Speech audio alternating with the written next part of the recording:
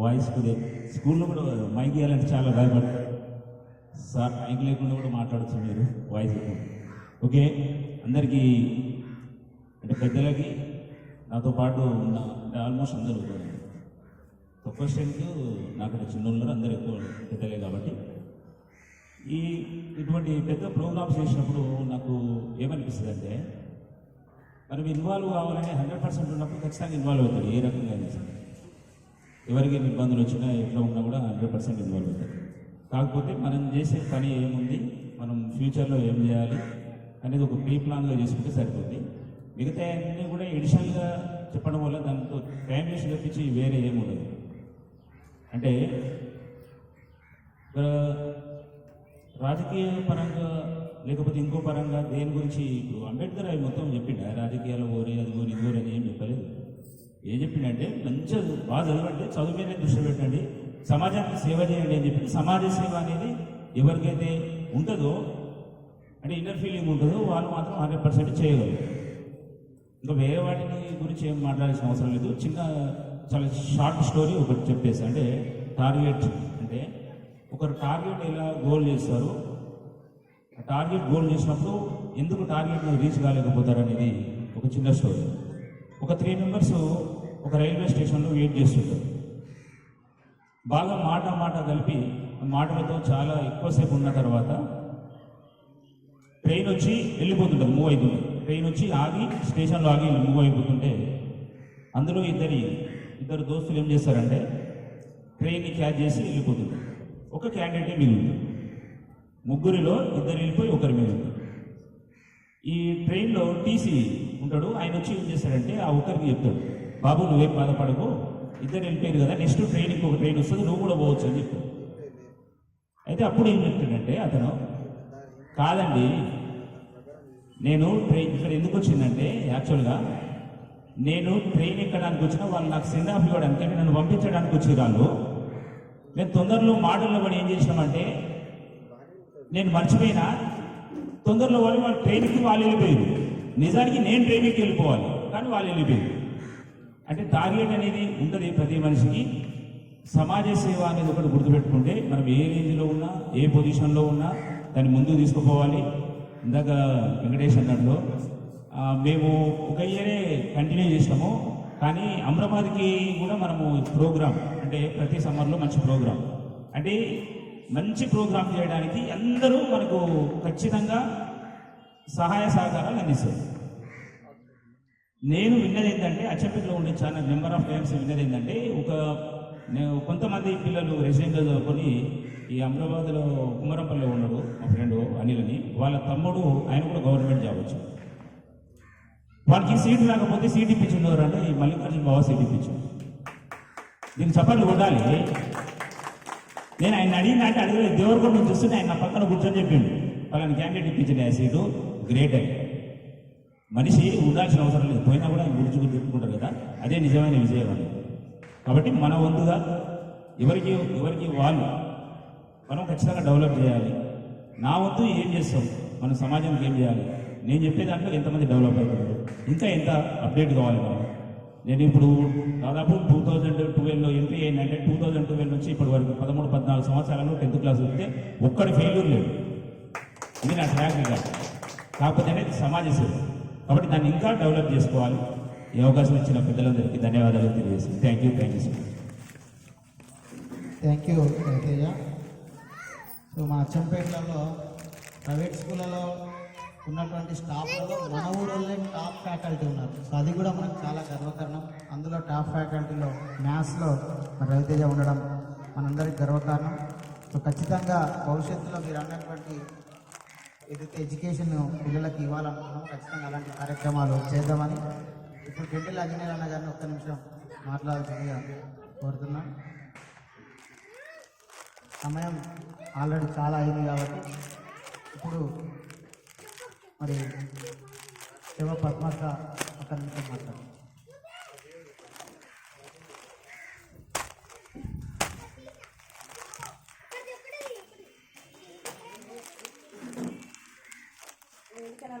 పెద్దలకి గ్రామ పెద్దలకి అందరికీ ఈ ప్రోగ్రామ్కి అటెండ్ అయినందుకు ధన్యవాదాలు. చాలా మంచి ప్రోగ్రామ్, మంచి నిర్ణయం తీసుకున్నారు. మాధవన్పల్లి గ్రామంలో చాలామంది ఎంప్లాయీస్ ఉన్నాము, అందులో నేను ఒకరిని. ఎడ్యుకేషన్ పరంగా కానీ మనం ఎంప్లాయీస్ అందరం కలిసి పిల్లలు ఎవరైనా ఫైనాన్షియల్గా ఇబ్బంది పడుతుంటే వాళ్ళకి సపోర్ట్ చేయాలని నా అభిప్రాయం. ఇంకొకటి, నేను అచ్చంపేట గవర్నమెంట్ హాస్పిటల్లో వర్క్ చేస్తున్నా. ఇప్పుడు మీకు ఎవరికి ఏమి హెల్త్ ఇష్యూస్ వచ్చినా కూడా నన్ను సంప్రదించండి. ఒకవేళ ఆ టైంకి నేను లేకుండా కూడా ఖచ్చితంగా మీకు అరేంజ్మెంట్ చేయించే బాధ్యత నాది. ఈ సమయం ఇచ్చినందుకు మా పిల్లలందరికీ ధన్యవాదాలు.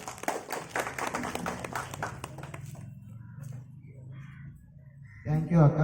ఖచ్చితంగా ఈ సేవలను మన వారందరూ ఉపయోగించుకోవాలని కోరుతా ఉన్నాం. ఇప్పుడు నెక్స్ట్ రాజీవ్, నూనె రాజు. మరి గ్రూప్ 2 సాధించడం అంటే అంత మామూలు విషయం కాదు. గ్రూప్ 4 సాధించడమే మామూలు విషయం కాదు. అట్లాంటిది గ్రూప్ 3, గ్రూప్ 2 సాధించడం చాలా సంతోషం. రాజీవ్ వాళ్ళ నాన్న నూనె ఆశీర్వాదం బాబాయ్ మనకు ట్యూషన్ చెప్తూ, మన ఊర్లో ఇంతకుముందే చెప్పిన నేను, సమాంతరంగా బడితో పాటు ట్యూషన్స్ నడిచినాయి. ఆ ట్యూషన్స్లో ఏంటంటే మనకి ఏం రాదో అదే చెప్తారు. అంటే డాక్టర్ దగ్గరికి పోతే మోషన్సా లేకుంటే ఫీవరా ఆ మంది ఇచ్చినట్టుగా ట్యూషన్లో రానివే చెప్తారు. కానీ స్కూల్లో ఏంటంటే జనరలైజ్ చెప్తారు. సో కాబట్టి ట్యూషన్స్ కూడా చాలా అవసరం. సో మరి అట్లాంటి అవసరాన్ని గుర్తించి మన గ్రామంలో చాలామంది, ఇప్పుడు ఇక్కడ వేదిక మీద ఉన్నటువంటి గాలి చెన్నకృష్ణ బాబాయ్ కానీ, నూనె ఆశీర్వాదం బాబాయ్ కానీ, తర్వాత పాత్ర తిరుమల బావ కానీ చాలామంది చేసారు. సో నిజంగా అట్లా చేయడం ద్వారానే మన బేసిక్ గట్టిగా పడ్డది. ఈరోజు ఇంతమంది ఉద్యోగులు వచ్చారు. సో అప్పుడు ఆశ్రమ్ బాబాయ్ చేసిన ఏదైతే ఈ సేవ ఉందో దానికి ప్రతిఫలంగా ఈరోజు నూనె రాజీవ్ వచ్చిందని మనందరం కూడా గుర్తించాలి. ఏదైతే మన సమాజానికి ఇస్తామో ఖచ్చితంగా అది మనకు తిరిగి వస్తుందానికి ఇది ఒక ఉదాహరణగా చెప్తూ మీ యొక్క విజయాన్ని ఏ విధంగా సాధించడం అనేది తెలియజేయాలని సందర్భంగా కోరుతున్నాను. అందరికీ నమస్కారం. ఇక్కడున్న గ్రామ పెద్దలకు, ఇక్కడున్న అందరికి విజయదశమి శుభాకాంక్షలు తెలియజేస్తూ ఈరోజు ఇక్కడ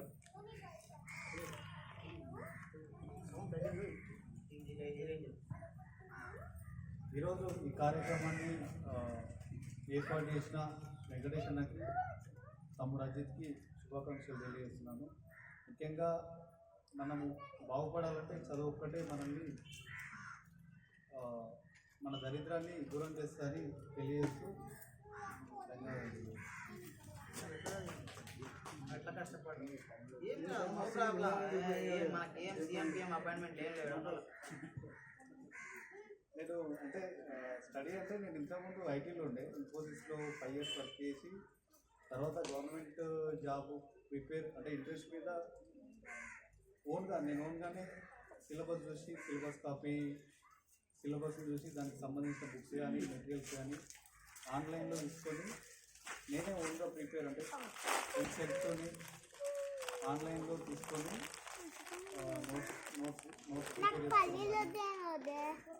యూట్యూబ్లో వీడియోస్ వీటి ద్వారా ఒక ప్లాన్ క్రియేట్ చేసుకొని ప్రిపేర్ అవ్వడం జరిగింది.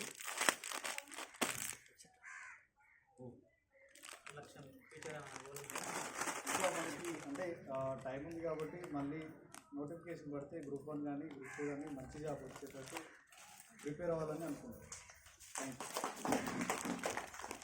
యూ. బ్రదర్ చెప్పిన విషయంలో అర్థమైంది ఏంటంటే మనం ఏ ఉద్యోగానికి ప్రిపేర్ అయినా ఫస్ట్ సిలబస్ని చూడాలి. ఆ సిలబస్ నుంచి ప్రీవియస్ ఇయర్ క్వశ్చన్స్ అంటే గత ఎగ్జామ్లలో ఎట్లాంటి ప్రశ్నలు అడిగారు ఆ యొక్క స్థాయి తెలుసుకోవాలి.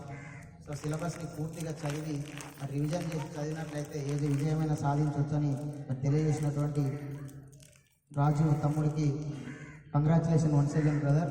I hope you get better job in future. Next ఇప్పుడు మరి మనకు ఇంతకుముందు చెప్పుకున్నట్టుగా ఆశీర్వాదం సార్ అంటే ట్యూషన్ అని ఒక రోజు గతంలో ఉండేది.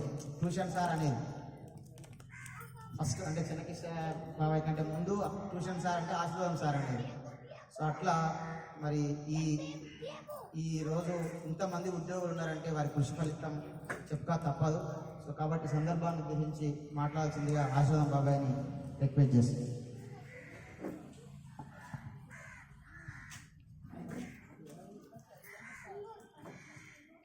సభకు నమస్కారం.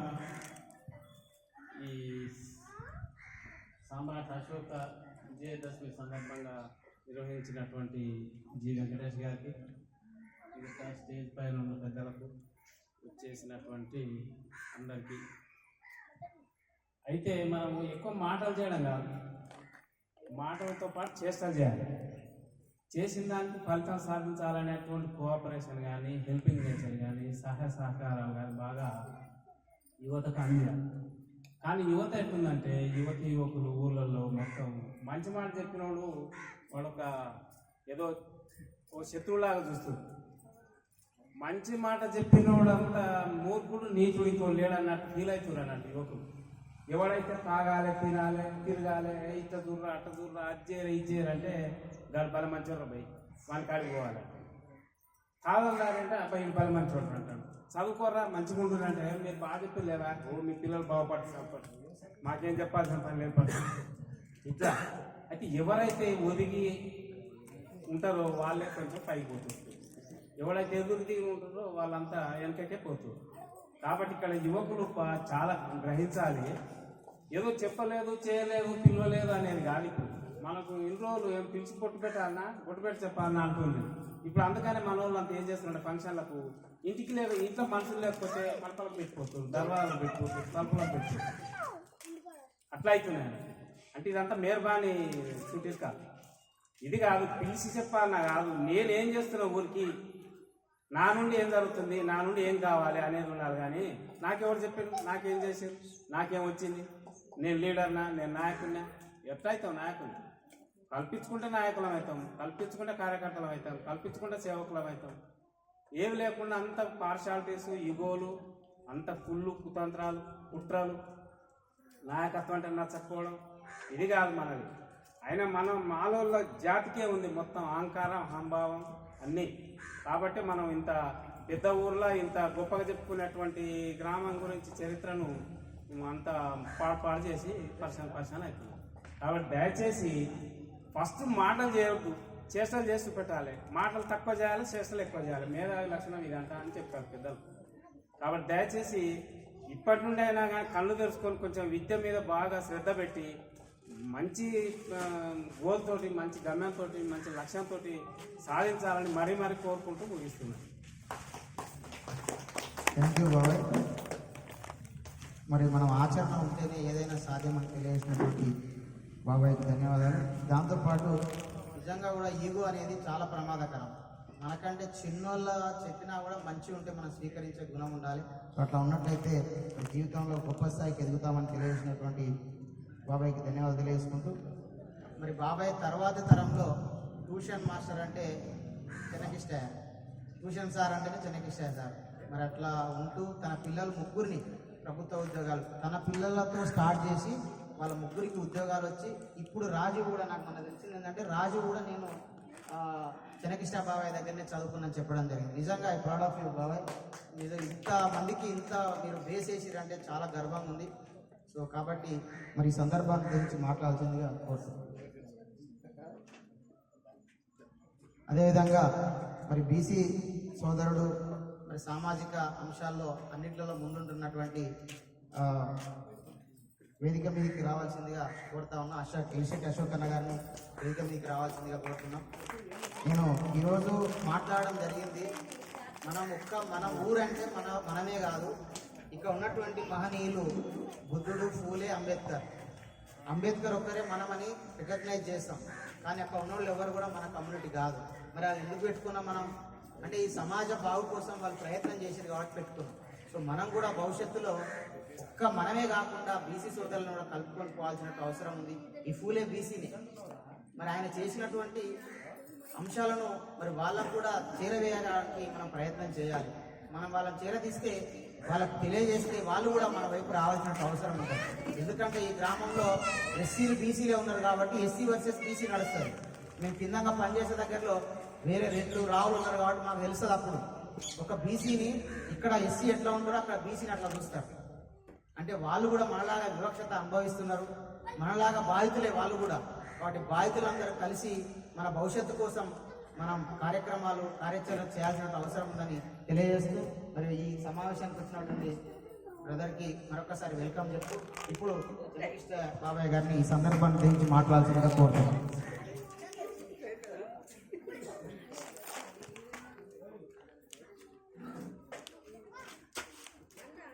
సామ్రాట్ అశోక దసరా విజయదశమి చైతన్య కార్యక్రమానికి వచ్చిన పెద్దలందరికీ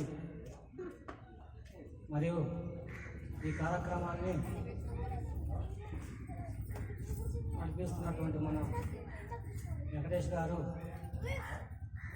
తనతో పాటు మాస్టర్ గారు మరియు వీళ్ళందరికీ కూడా ధన్యవాదాలు తెలియజేస్తున్నాను. ముఖ్యంగా మనము చదువుకోవాలంటే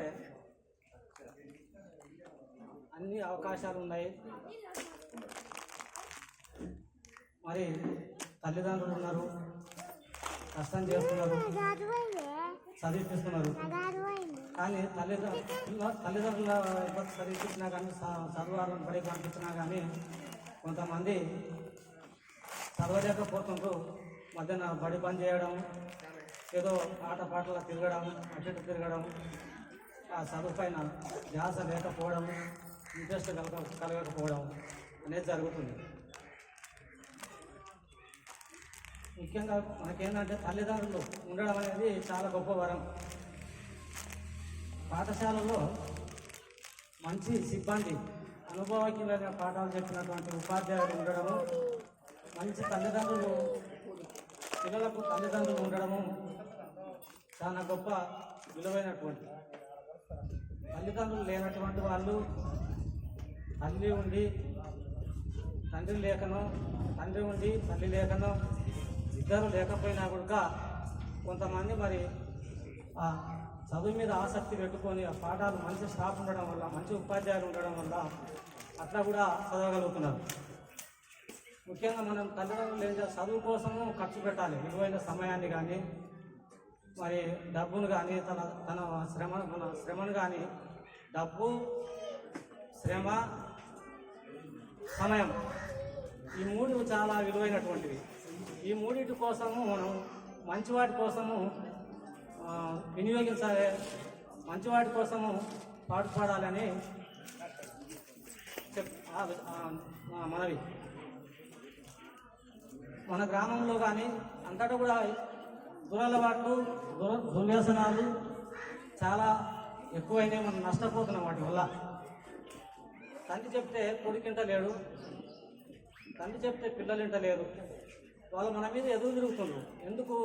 అవగాహన లేక, చదువు విలువ తెలవక, మంచి ఆలోచనలు లేక, మంచి ఆశయాలు లేక, ఈరోజు తల్లికి కొడుకుకు, తండ్రికి కొడుకుకు పోరు నడుస్తుంది. కుటుంబంలో, ఇంట్లో పోరు నడుస్తుంది. వాడు దేనికైనా సిద్ధమవుతున్నాడు. తల్లిని దుర్భాషలు ఆడటానికి కానీ, తండ్రిని దుర్భాషలు ఆడడానికి కానీ, ఎదురుబడి కొట్టడానికి కానీ, ఇంకేదైనా చేయడానికి కానీ, వాడు అన్నిటికీ కూడా ఇది గర్వం అనేది, పొగరు అనేది తెలిసిపోతుంది. ఎందుకు ఇట్లా తయారవుతున్నారు? మనం అందుకే నేను ఏం చెప్తున్నా అంటే, ముఖ్యంగా మనం బడులకు ప్రాధాన్యత ఇవ్వాలి. గుడులకు ప్రాధాన్యత కాకుండా బడులకు ప్రాధాన్యత ఇవ్వాలి. గుడి పూజారిని తయారు చేస్తుంది. ఒక బడి అనేది ఎంతటైనా తయారు చేస్తుంది. ఒక ఐఏఎస్ ఆఫీసర్ అవుతాడా, కలెక్టర్ అవుతాడా, ప్రధానమంత్రి అవుతాడా, లేకపోతే ముఖ్యమంత్రి అవుతాడా, ఏదైనా తయారు చేస్తుంది బడి. క్లాస్ రూమ్ అనేది, ఉపాధ్యాయ అనేది, మరి ఆ ఉపాధ్యాయ వృత్తి అనేది, మరి ఇవన్నీ కూడా ఎంతవరకైనా మనం ఎదగవచ్చు. చదువు ఎవరి సొత్తు కాదు, మన మేధస్సును ఉపయోగించాలి. ఇప్పుడు చెరువు ఉంది, నీళ్ళు తెచ్చుకుంటున్నాం, కొంతమంది పేరుకు తీసుకొని పోతారు, కొంతమంది అది కుండ తీసుకొని పోతారు, కొంతమంది చిన్న పడవ తీసుకొని పోతారు. అంటే తన శక్తి కొద్దిగా తీసుకురావడానికి దాన్ని పనిముట్టును వాడుతుంటారు. అట్లా మనం ఎంత మేధస్సు ఉపయోగించి దేన్నైనా సాధించవచ్చు. అసాధ్యమైనటువంటి దాన్ని కూడా సుసాధ్యం చేసుకోవచ్చు. అయితే కాబట్టి తరగతి గది, తరగతి ఉపాధ్యాయుడు, సమాజము, కుటుంబము ఇవన్నీ కూడా బాధ్యతతో ఉండాలి. నిర్లక్ష్యంగా వ్యవహరిస్తే సమాజం చెడిపోతుంది. తండ్రి నిర్లక్ష్యం వహిస్తే కుటుంబం చెడిపోతుంది, సమాజం చెడిపోతుంది. అంతా కూడా సమాజం భ్రష్టు పట్టిపోతుంది. మరి అలాంటప్పుడు ఎవరు ఆలోచన చేయాలి? అట్లే కుటుంబము చెడిపోతుంటుంది, సమాజం చెడిపోతుంటుంది, మంచి ఆలోచనలు కరువైపోతున్నాయి, మంచి భావాలు లేకుండా అయిపోతున్నాయి, మంచి లక్ష్యాలు లేకుండా అయిపోతున్నాయి. పరిస్థితి ఏమవుతుంది అందరం అట్లే అనుకుంటే? ఒకనాడు మహానుభావులు ఎన్నో త్యాగాలు చేసిండ్రు. మహాత్మా జ్యోతిరావు పూలే, సావిత్రిబాయి పూలే, మాతా రమాబాయి, డాక్టర్ బిఆర్ అంబేద్కరు, బుద్ధుడు, అశోకుడు అందరూ కూడా మరి వాళ్ళ సొంతం కోసం పాటుపడలే, వాళ్ళ స్వలాభం కోసం పాటుపడలే, వాళ్ళ ప్రయోజనం కోసం పాటుపడలే, వాళ్ళ ఆస్తుల కోసం, పేరు ప్రఖ్యాతుల కోసం పాటుపడలే. ఎందుకోసం పాటుపడరు? సమాజ అభివృద్ధి కోసం, సమాజ మేలు కోసం, ఒక మంచి విలువల కోసం. అట్లా ఈనాడు మరి మన వాళ్ళు అందరూ ఆలోచన లేకపోతే ఎట్లా ఉంటుంది? ఈరోజు మరి దీని గురించి మనం కొంత సమయం కేటాయిస్తున్నామంటే అది ఒక లక్ష్యమై ఉంటుంది, అది ఒక బాధ్యత అయి ఉంటుంది. అవి మనకేం చేస్తున్నాయి? మనల్ని తరుముతున్నాయి. ఆ బాధ్యతలు అనేటివి, లక్ష్యాలు అనేటివి, ఆశయాలు అనేటివి మనిషిని తరుముతుంటున్నాయి.